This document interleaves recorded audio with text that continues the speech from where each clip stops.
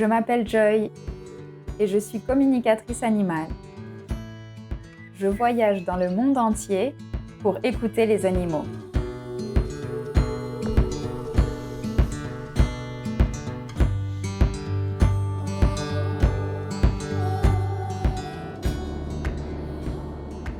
C'est en rentrant d'un voyage en Inde, dans l'avion, que j'ai contacté Astrid pour la première fois. J'étais bluffée de découvrir dans son livre les messages qu'elle recevait des animaux. Ils étaient extrêmement similaires aux miens, alors que des centaines de kilomètres séparaient ces animaux. Comment un éléphant en Inde pouvait avoir le même discours qu'un éléphant au Kenya? Seraient-ils tous connectés? Comme les animaux le communiquent, nous avons besoin de plus de prise de conscience concernant la sensibilité animale. Donc, quand je lui ai parlé de mon projet de film qui me tenait à cœur, Astrid nous a invités, Pratik et moi, à assister à un de ses stages dans son paradis à Moringa Farm, dans la vallée de Subukia au Kenya. Yeah. So videos. Yeah. Okay. C'est lors d'un safari au Masai Mara qu'un lion m'a transmis un message bouleversant. J'ai ressenti sa force à l'intérieur de moi. C'était si fort que j'en ai pleuré. Voilà ce qu'il m'a transmis.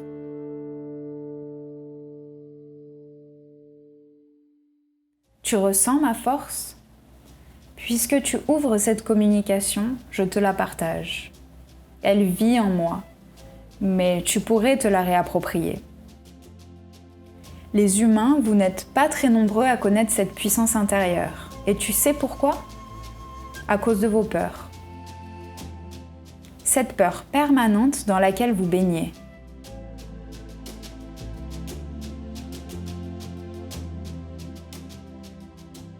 Des forces qui vous dépassent maintiennent des égrégores de peur pour garder le contrôle.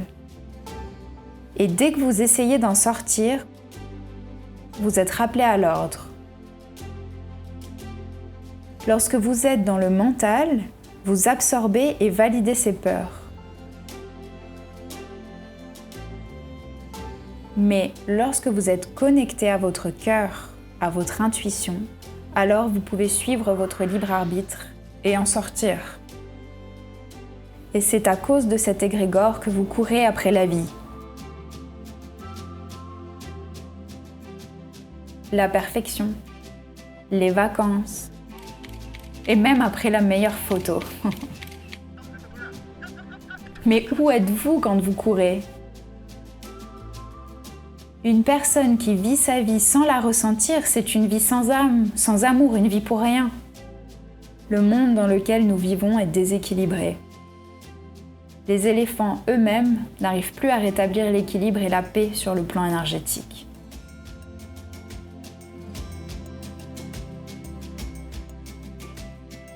Celui qui suit son cœur, qui l'entend, qui communique, qui joue, qui ressent la joie, l'amour, ou même la colère, la tristesse, la frustration, qui ressent et qui agit en fonction, est une personne en vie, connectée à son âme et qui avance.